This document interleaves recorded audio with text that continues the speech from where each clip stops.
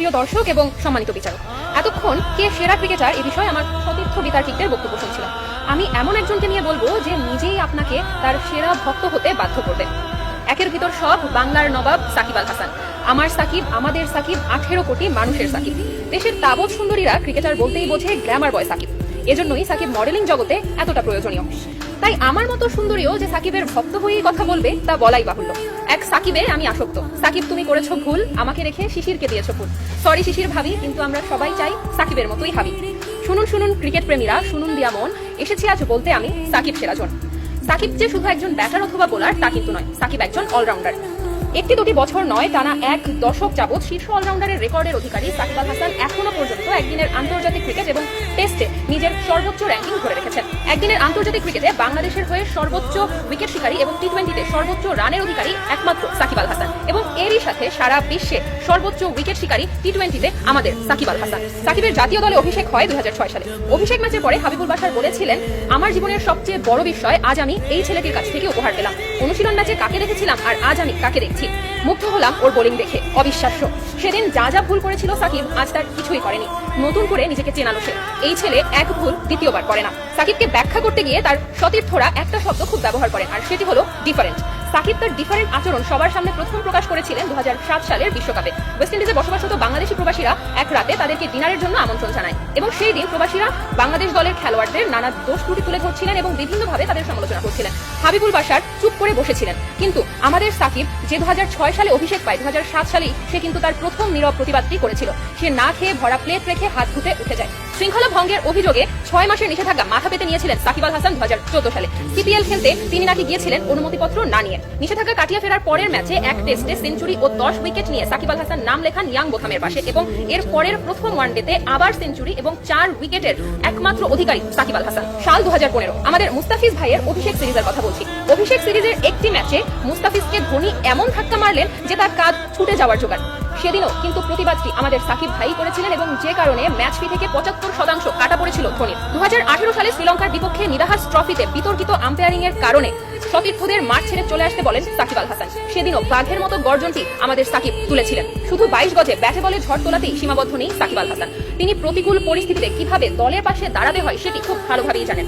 সাকিব একটি মহাকাব্য, যার শেষ অধ্যায় কোথায় সেটা আমরা কেউ জানি না। সেটি জানা আছে শুধুমাত্র সাকিব আল হাসানের। বাংলাদেশের সবচেয়ে বড় ব্র্যান্ড সাকিব আল হাসান। সাকিব আল হাসানের ধারে কাছেও আজ পর্যন্ত কেউ যেতে পারেনি। তিনি একজন অসাধারণ ট্যালেন্ট, তিনি একজন বিতর্কিত ট্যালেন্ট। বিতর্কিত এবং প্রতিবাদী খেলোয়াড়রা বারবার প্রশ্নবিদ্ধ হন এবং ভুলভাবে উপস্থাপিত হন। বাংলার দামাল ছেলেরা সবাই খুবই ভালো খেলেন এবং দর্শকের ভালোবাসা মাখা করতালি উপহার পান।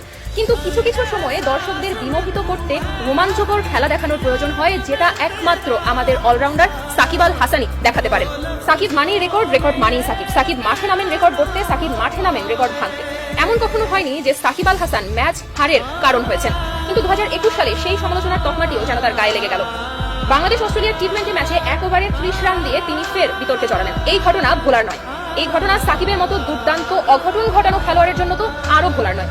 ঈদের জবাব পাটকেলে দিতেই হয়তোবা সাকিব এই ঘটনাটি ভোলেননি, এবং ঠিক পরের ম্যাচে 9 রানে 4 উইকেটের বুমেরাং হয়ে জবাবটি ফিরে এসেছিল, যেটি হয়তোবা খোদ অস্ট্রেলিয়াও ধারণা করতে পারেননি। সাকিব সেদিন আবারও প্রমাণ করেছিলেন যে তিনি এক ভুল দ্বিতীয়বার করেন না। সাকিব আমাদের তার মাহাত্ম্য জানান দিয়েছেন বারবার। ওটা এক জেনারেশন যাকে দেখে শিখেছে বারবার, যাকে দেখে আমরা শিখেছি আমরাও জিততে পারি, আমরাও ছিনিয়ে আনতে পারি জয়। ব্যাটে আর বলের লড়াইয়ে একটুও ছাড় নয়। সাকিবের উঠতি বয়সে কথাসাহিত্যিক হুমায়ুন আহমেদ সাকিবের মাহাত্ম্য বুঝতে পেরেছিলেন, এবং এই কারণে তিনি তার আত্মজীবনীমূলক বই ফাউন্টেন পেন উৎসর্গ করে গেছেন সাকিব আল হাসানকে।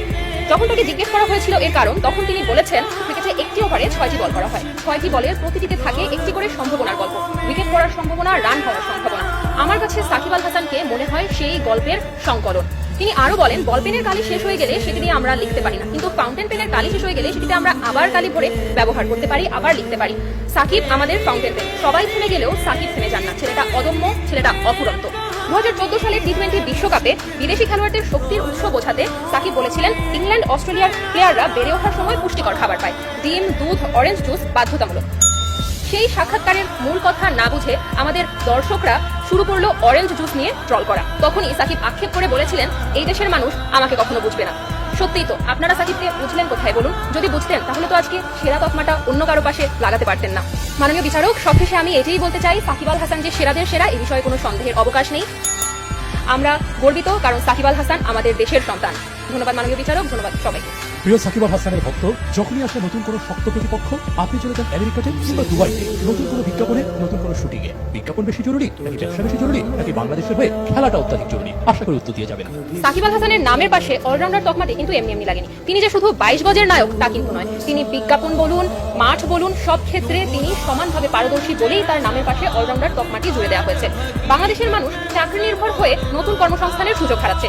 সাকিব আল হাসান নতুন নতুন কর্মসংস্থানের যোগান দিচ্ছে। এই যে আর 2 বছর পরে স্নাতক শেষ করে বের হবেন, তখনই বুঝতে পারবেন চাকরির বাজারে নতুন কর্মসংস্থানের কতটা গুরুত্ব। সাকিব আল হাসান নতুন প্রজন্মকে ব্যবসা করে স্বনির্ভর হওয়ার জন্য অনুপ্রাণিত করে যাচ্ছেন।